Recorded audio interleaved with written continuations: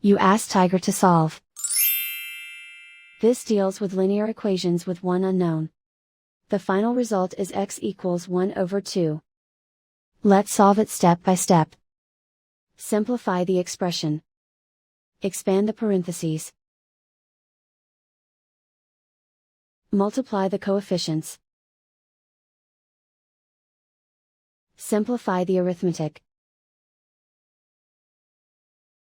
Group all constants on the right side of the equation.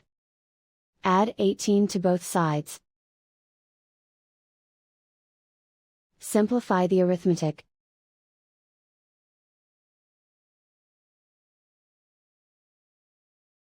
Isolate the x. Divide both sides by 12. Simplify the fraction. Find the greatest common factor of the numerator and denominator. Factor out and cancel the greatest common factor. And so the final result is x equals 1 over 2.